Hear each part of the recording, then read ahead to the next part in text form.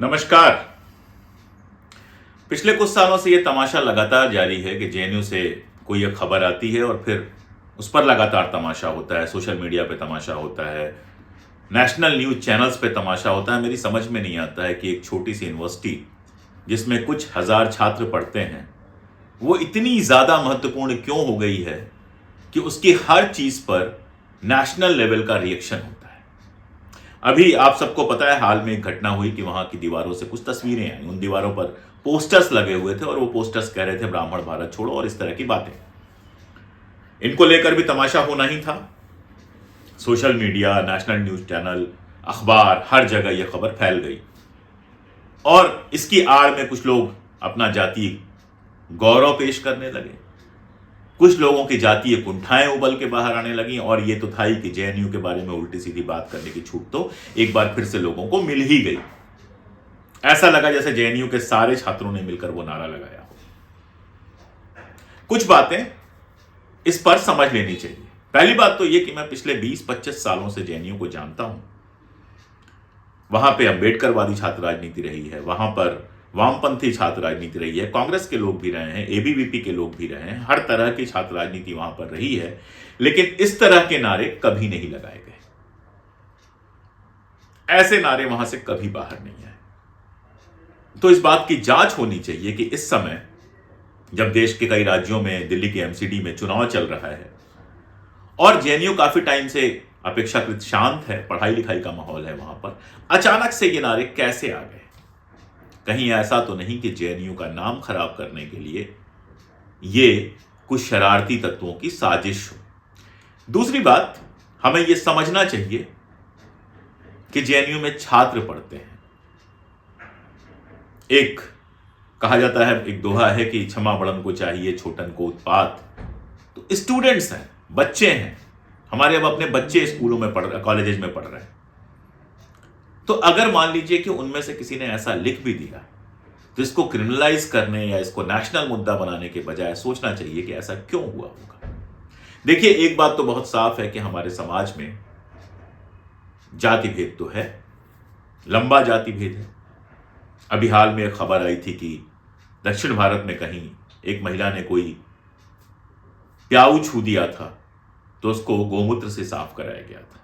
कभी सोचिएगा कि इस तरह की खबरें जब वो लोग पढ़ते होंगे जो उसी समुदाय से बिलोंग करते हैं, उसी वर्ग से बिलोंग करते हैं, तो उनके दिल पे क्या गुजरती होगी। जो ब्राह्मण गौरव गाथाएं सुनाई जा रही हैं, वो क्या इस तथ्य के बारे में सोचती हैं कि हमारे समाज में जो वर्ण व्यवस्था थी उसमें पढ़ने लिखने का अधिकार एक वर्ग ने अपने पास रख लिया और एक बड़े वर्ग को पढ़ने लिखने सोचने के अधिकार से वंचित कर लिया, उनका स्वाभिमान छीन लिया, इस कदर पददलित किया कि वो दास जैसे तब्दील हो गए। ऐसे में अगर एक क्लास ने अपने पास पढ़ने लिखने हर चीज का अधिकार रख लिया था और उसमें से तेजस्वी लोग निकले, तो ये गर्व की बात है कि शर्म की बात है। असल में वो तेजस्वी लोग इसलिए निकले क्योंकि इतने सारे लोगों को आपने वो चांस ही नहीं दिया। तो इसके बहाने अपनी गौरव गाथाएं सुनाना, अपनी जातिगत कुंठाएं निकालना, दलितों के खिलाफ बकवास करना, ये निहायत अमानवीय है और नारा लिखने वाले से भी ज्यादा आपराधिक कृत्य है। एक और बात, ऐसा नहीं है कि इस देश में इस तरह की बातें पहले नहीं हुई हैं। देश में एक मूल निवासी आंदोलन रहा है जिसने इस तरह की बातें लगातार की हैं, उसको समझना चाहिए। 1947 में जब हमारा देश आजाद हुआ और डॉक्टर अंबेडकर, जवाहरलाल नेहरू, मौलाना आजाद, डॉक्टर राजेंद्र प्रसाद, वल्लभ भाई पटेल, बीएन राव, इस तरह के तमाम सारे लोग 3 साल लगे रहे और लगकर जब हमारा संविधान बनाया तो उस संविधान में सारी चीजों के अलावा 2 बहुत महत्वपूर्ण चीजें थी। पहली बात तो ये कि समाज के भीतर जाति धर्म के आधार पर कोई भेदभाव नहीं होगा। एक व्यक्ति एक वोट का जो सिद्धांत था, उसका मतलब यह कि हर व्यक्ति बराबर महत्वपूर्ण है, नंबर 1। दूसरा, नागरिकता का सिद्धांत। ये जो नारा है, ये नारा दरअसल नागरिकता के आधुनिक सिद्धांत के भी खिलाफ जाता है। नागरिकता का सिद्धांत इस तरह दिया गया कि जाति धर्म सबसे परे हिंदुस्तान का हर व्यक्ति हिंदुस्तान का नागरिक है। जो उस समय भारत में रह रहा था वो भारत का नागरिक है। पूरा मध्यकाल भरा हुआ है, लोग इधर से उधर गए, यहां से वहां गए, दुनिया भर के देश बसे, नए देश बसे, पुराने देश टूटे। फिराक साहब कहते हैं कि कारवां आते गए, हिंदुस्तान बसता गया। और ये सिर्फ हिंदुस्तान के लिए नहीं, पूरी दुनिया के लिए सही। आप अमेरिका को देखिए, दुनिया का सबसे विकसित देश, कहां कहां से लोग आए, ब्लैक्स भी वहां जाकर बसे, एशियंस भी बसे, तमाम देशों से लोग बसे वहां पर, उस देश को विकसित किया।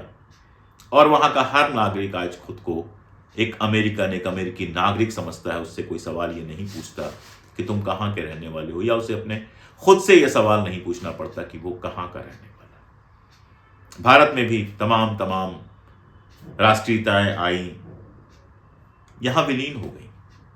ऐसे में जब आप शुरू करते हो ऐसे नारे लगाना कि ब्राह्मणों भारत छोड़ो, ठाकुरों भारत छोड़ो, बनियों भारत छोड़ो, दलितों भारत छोड़ो, फिर मुसलमानों भारत छोड़ो, ईसाइयों भारत छोड़ो, पारसियों भारत छोड़ो, सिखों भारत छोड़ो, तो ये नारा नागरिकता के आधुनिक सिद्धांत के खिलाफ है। आप मूल निवासी की बात करते हो, अगर मूल निवासी की तलाश में हम निकलेंगे तो सारी दुनिया छिन्न भिन्न हो जाएगी। पता नहीं कौन कहां से कहां जाकर बसा है, किसके पुरखे कहां से कहां जाकर डीएनए जांचें शुरू हों तो पता नहीं किसके पुरखे कहां से कहां आकर बसे हैं। और फिर तो दक्षिणपंथी जिस तरह से कहते हैं कि मुसलमान बाहर से आए हैं, वो भी साबित हो जाएगा और सरकारें आराम से मुसलमानों को देश के बाहर निकलने के लिए कह सकेंगी। तो किसी को बाहर निकाल देना देश से, ये किसी समस्या का हल नहीं है। इससे कोई समस्या नहीं हल होने वाली और ऐसा होने वाला भी नहीं है। कोई बाहर नहीं जा रहा। जितने लोग ये सपना देखकर बैठे हैं कि उनको बाहर निकाल देंगे, इनको बाहर निकाल देंगे, कोई बाहर नहीं जाने वाला। जो इस देश का नागरिक है वो नागरिक है और वो नागरिकता हमारा संविधान देता है। तो ये देश के अंदर इस तरह के नारे, चाहे वो कोई भी लगाए या कोई भी सोच रहा हो, ये देश के संविधान के खिलाफ है, नागरिकता के आधुनिक सिद्धांत के खिलाफ है। लेकिन थोड़ा रुककर ऐसे भी सोचना चाहिए कि ऐसे ख्यालात आते कैसे हैं। ऐसे ख्यालात आते हैं सदियों के दबे हुए उस गुस्से से, वो गुस्सा जो अपने लगातार उत्पीड़न से पैदा हुआ है। ये कोई कहने वाली बात नहीं है कि इस देश में दलितों के साथ, आदिवासियों के साथ कैसा व्यवहार हुआ है। इसीलिए अगर कभी वो गुस्से में आते हैं, मुझे भी बहुत सारी गालियां मिलती रहती हैं सोशल मीडिया पे, मेरा जो जाति नाम है उसके चलते मुझे गालियां मिलती रहती हैं, लेकिन मुझे लगता है कि ठीक है, वो स्वाभाविक है। अगर मुझे देखकर उन्हें कोई चिढ़ होती है तो ये स्वाभाविक है। हो सकता है मेरे व्यवहार में एक हिस्सा ऐसा हो जो मेरे तमाम दावों, तमाम कोशिशों के बावजूद, मेरी जो पारंपरिक सोच है या मेरी जो जिस परंपरा से मैं आया हूं वहां से बची रह गई। उसे सुधारने की कोशिश करना चाहिए। कोशिश करना चाहिए कि जाति को लेके जो आपके अंदर, और खास तौर पे ये बात मैं उनसे कह रहा हूं जो गैर दलित हैं, जिनके अंदर जातीय अभिमान, जातीय स्वाभिमान बचपन से भरा जाता है, तथाकथित ऊंची जातियों से मैं ये बात कर रहा हूं, कि बजाय इसके कि ऐसी चीजों पर जाकर गुस्से में रिएक्ट करने और मैं ये था, मैं वो था बताने के, एक बार बैठकर सोचना चाहिए कि इस तरह का गुस्सा क्यों पैदा होता है। कहीं मेरा अपना निजी व्यवहार तो ऐसा नहीं है कि मैं जातिगत कोई भेदभाव कर रहा हूं। और ये बिल्कुल सहज बात है कि ऐसा हो सकता है। खुद को कितना भी अनलर्न करना जो हम कहते हैं, यानी जो प्राकृतिक रूप से हम सीख के आते हैं अपने घरों में, समाजों में, उसको धीरे धीरे भुलाना, अनलर्न करना, खुद को कितना भी हम कर लें, कुछ ना कुछ तो बचा ही रह जाता है। और हमारी बात छोड़िए, एक बड़ा वर्ग ऐसा है अभी भी जो इस जाति के गौरव को लेकर ही जिंदा है। वो मानता ही नहीं है कि जातिगत अहंकार में कोई बुराई है। तो वैसे लोगों का जब व्यवहार समाज में घटित होता है, तो जिस वर्ग के साथ ये व्यवहार घटित होता है, उसको अगर बुरा लगे, गुस्सा आए, तो उसको किसी अपराध की तरह नहीं, उसको समझने की कोशिश करनी चाहिए। जेएनयू प्रशासन को जांच कराना चाहिए कि आखिर इस तरह के नारे किसने लिखे। अगर शरारती तत्व निकलते हैं तो उस हिसाब से कार्रवाई करना चाहिए। अगर दमित वंचित वर्ग के लोग निकलते हैं तो उनसे बातचीत करना चाहिए, उनको समझना चाहिए, उनको समझाना चाहिए। यही एक रास्ता है, खुद को लगातार सुधार करते हुए, सामने वाले की भावनाओं को समझने की कोशिश करते हुए एक ऐसे रास्ते पे आगे बढ़ना जहां पर जातिगत भेदभाव न्यूनतम हो सके, समाप्त हो सके। हमारे संविधान की जो भावना है जिसमें हर नागरिक जाति, धर्म, जेंडर इन सब के बावजूद बराबर माना जाए, जहां हम ये समझें कि किसी जाति में पैदा हो जाने भर से हम कोई महान नहीं हो गए। इस चीज को बार बार लागू करने की कोशिश करनी होगी, जिसको वैज्ञानिक दृष्टिकोण कहते हैं। समझना होगा हमें कि जब 1000 बरस आप किसी की मानसिकता को लगातार दबाते जाते हैं, किसी के स्वाभिमान को लगातार कुचलते जाते हैं, तो फिर यह मांग करना कि आइए बराबर की प्रतियोगिता करें, यह अन्याय है। और इसी अन्याय को दूर करने के लिए आरक्षण की व्यवस्था हुई थी, ताकि उनका रिप्रेजेंटेशन सुनिश्चित किया जा सके।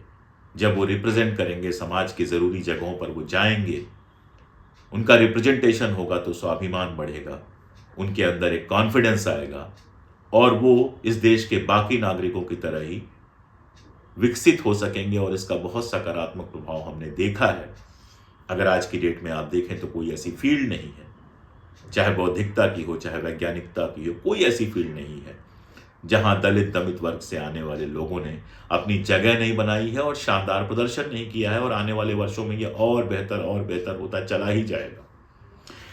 इसीलिए अतीत के किसी गौरवगान की जगह, किसी प्राचीन अतीत के गौरवगान की जगह, किसी जातीय अहंकार की जगह और साथ में ही किसी के भारत छोड़ो के नारे की जगह जरूरत यह है कि एक समरस समाज बनाने की तरफ आगे बढ़ा जाए, जिसमें कोई भी खुद को जाति के आधार पर ऊंचा या नीचा ना समझे। यहां सबको आगे बढ़ने के अवसर मिले और एक ऐसा समाज बने जहां इस बराबरी के आधार पर, लोकतंत्र के आधार पर, संविधान की जो मूल भावना है उसके आधार पर काम करते हुए हमारा देश सचमुच विकसित और लोकतांत्रिक बन सके। इसलिए किसी एक नारे पर तमाशा करके किसी यूनिवर्सिटी को बदनाम करने की कोशिशों को लगातार जारी रखने की जगह जरूरत है पहले तो ये पता लगाने की कि कहीं ये नारे शरारती तत्वों ने तो नहीं लिखे हैं जेएनयू को बदनाम करने के लिए और चुनाव को प्रभावित करने के लिए। और दूसरा, जिनसे आपको लगता है कि जो ये नारे लिख सकते हैं, जिन पे आपका शक है, उनकी भावनाओं को समझने, उनके दर्द को समझने और फिर उसके हिसाब से अपने व्यवहार को बदलने की कोशिश करना। आज के लिए इतना ही। बहुत शुक्रिया।